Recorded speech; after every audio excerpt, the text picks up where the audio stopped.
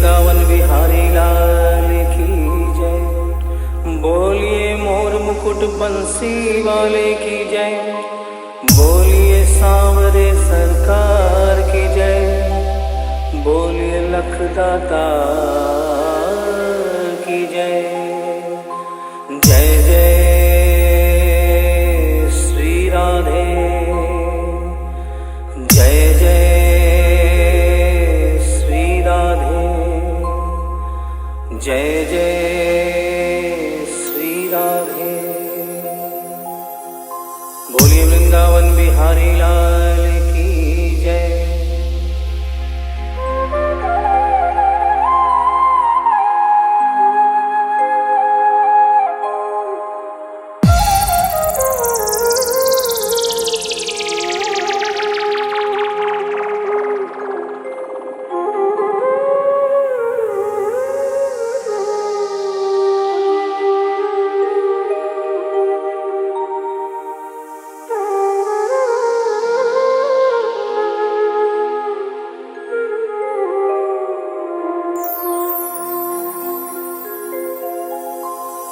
ये भजन जो मैं गाने जा रहा हूँ, ये कोई भजन नहीं है, ये एक सच्ची घटना है। गीता प्रेस गोरखपुर से एक पत्रिका निकलती है कल्याण, जिसके अंदर ये दिल्ली का वाकया छपा था। इसे आदरणीय जयशंकर जी चौधरी ने भजन का रूप दिया है। एक ऐसी औरत जो बचपन से वृंदावन धाम जाती थी। समय अपने रफ्तार से चलता रहता है। समय गुजरता गया, वो बड़ी हो गई, विवाह के योग्य हो गई, उसका विवाह हो गया, लेकिन वृंदावन धाम जाना नहीं छोड़ा। थोड़े दिनों के बाद प्रभु की कृपा से बाल बच्चे हो गए, लेकिन वृंदावन धाम जाना नहीं छोड़ा। समय गुजरता गया, बच्चों की भी शादी हो गई, लेकिन वृंदावन धाम जाना नहीं छोड़ा। नाती पोते हो गए, लेकिन वृंदावन धाम जाना नहीं छोड़ा। लेकिन कहते हैं कि बुढ़ापा एक ऐसा कड़वा सच है जिसे हर इंसान को स्वीकार करना पड़ता है। उस औरत ने जब ये देखा अब शरीर साथ नहीं देता, अंतिम बार वृंदावन धाम गई और वहां से कन्हैया की एक पीतल की मूर्ति खरीदकर अपने साथ अपने घर ले आई और बड़े प्यार से उसकी सेवा करने लगी। तो आइए उस औरत की जिंदगी में वो कौन सा वाकया हुआ, वो कौन सी घटना हुई, इस भजन के माध्यम से बता रहा हूँ। भगत के वश में है भगवान, भगत के वश में है भगवान, भगत के वश में है भगवान, भगत के वश में है भगवान। भक्त बिना ये कुछ भी नहीं है, भक्त बिना ये कुछ भी नहीं है, भक्त है इसकी जान। भगत के वश में है भगवान, भगत के वश में है भगवान, भगत के वश में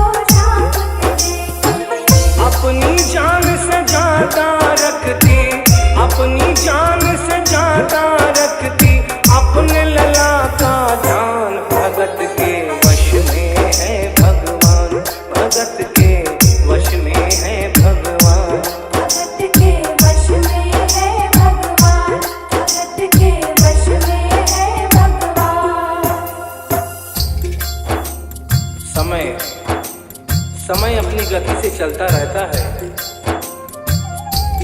थोड़े दिनों के बाद घर में जन्माष्टमी का त्योहार आया। उस दिन संयोगवश उस औरत की तबीयत बहुत ज़्यादा खराब थी। वो अपने बिस्तर से उठ भी नहीं पा रही थी। उसने अपनी बहू को आवाज़ देकर कहा कि बेटा आज जन्माष्टमी है, आज जन्माष्टमी है। आज मेरे कन्हैया को नहला धुलाकर, उसे चंदन का लेप लगाकर, उसे सुंदर वस्त्र पहनाकर पालने में बिठा दो। बहू जो कि एक जरूरी काम कर रही थी कंप्यूटर पे, उसने कहा कि माँ अभी थोड़ा वक्त लगेगा, अभी मैं एक बहुत जरूरी काम कर रही हूँ। जब 2-3 घंटे के बाद ये काम खत्म हो जाएगा तब तेरा जो काम है वो होगा। उस औरत ने कहा कि भाई मेरे घर में हमेशा से सबसे पहला काम मेरे कन्हैया का, मेरे लल्ला का होता हुआ आया है, और आज भी सबसे पहला काम मेरे कन्हैया का होगा। ये काम करने के बाद तुम और कोई भी काम करो, मैं तुम्हें मना नहीं करूंगी। बहू को थोड़ा गुस्सा आ गया। उसने गुस्से में आकर, झुंझलाकर झटके से कन्हैया की मूर्ति को उठाया।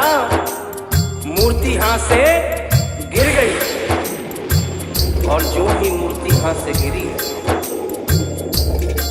उस औरत के दिल से आवाज आई, वो लल्ला लल्ला पुकारे, हाय क्या जुल्म हुआ रे, बुढ़ापा बिगड़ गया जी, लाल मेरा कैसे गिरा रे। बुढ़ापा बिगड़ गया जी, लाल मेरा कैसे गिरा रे। और अपने बेटे को बुलाती है और कहती है क्या,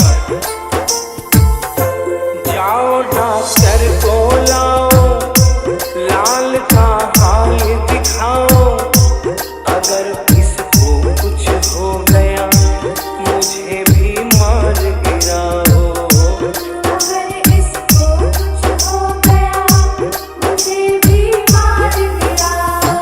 रोते रोते पागल हो गई, रोते रोते पागल हो गई, घर वाले परेशान, भगत के वश में है भगवान, भगत के वश में है भगवान। भगत के वश में है भगवान, भगत के वश में है भगवान। उसके बेटे ने लाख समझाने की चेष्टा की कि माँ ये पीतल की मूर्ति है, माँ ये पीतल की मूर्ति है, इसे गिरने से कोई चोट नहीं लगती। लेकिन वो एक ही रटन लगा के रखी थी कि किसी डॉक्टर को बुलाओ और मेरे कन्हैया को दिखाओ। हल्ला गुल्ला सुनकर पड़ोसी जमा हो गए। पड़ोसियों ने पूछा, भाई क्या बात है? लड़के ने कहा कि मेरी माँ पागल हो गई है, मेरी माँ पागल हो गई है। अरे पीतल की मूर्ति जमीन पे गिरी है तो कहती है कि डॉक्टर को बुलाओ। उन्हीं पड़ोसियों में एक बुजुर्ग आदमी थे। उन्होंने उसके बेटे को एक तरफ बुलाया और कहा कि बेटा क्यों झमेला करता है?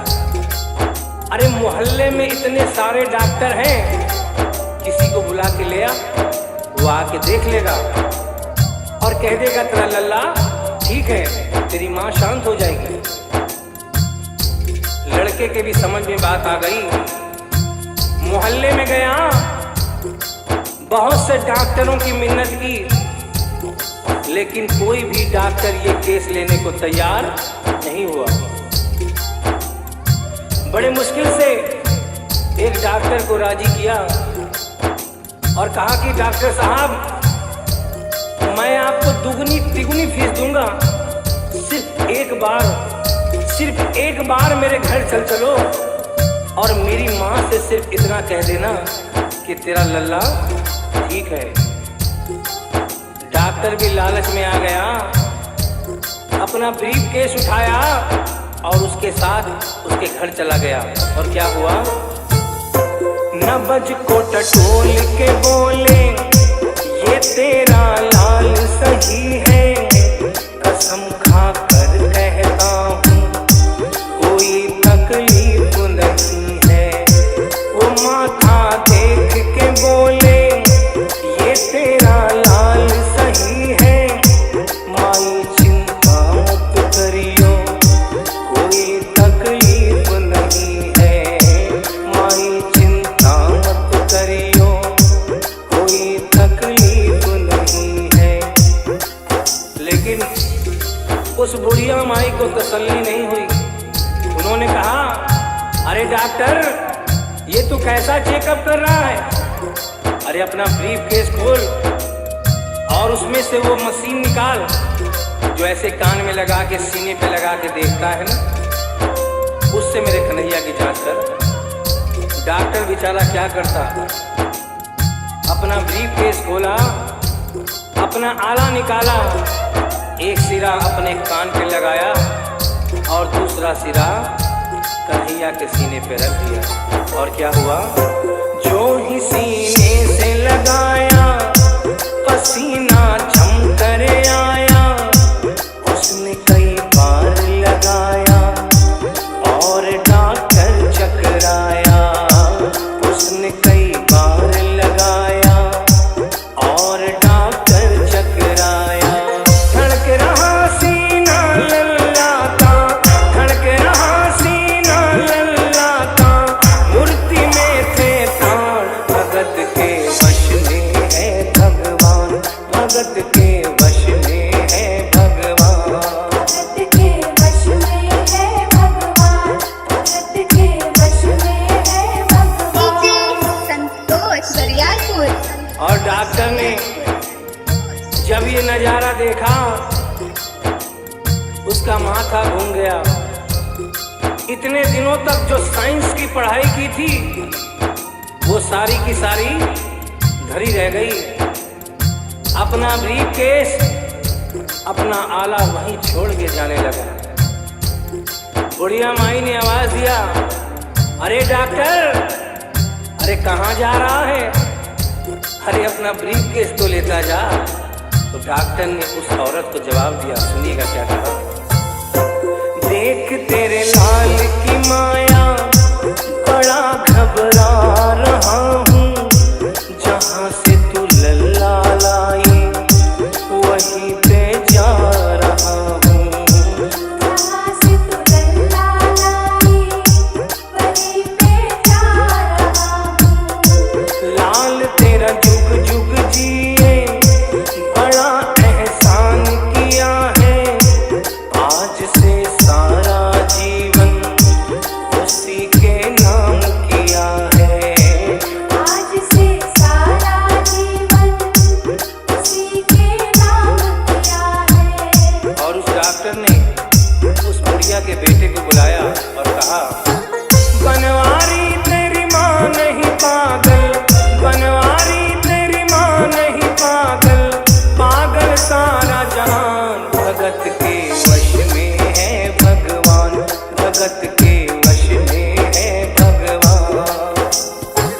भक्त बिना ये कुछ भी नहीं है, भक्त बिना ये कुछ भी नहीं है, भक्त है इसकी जान, भगत के वश में है भगवान, भगत के वश में है भगवान। भगत के वश में है भगवान, भगत के वश में है भगवान।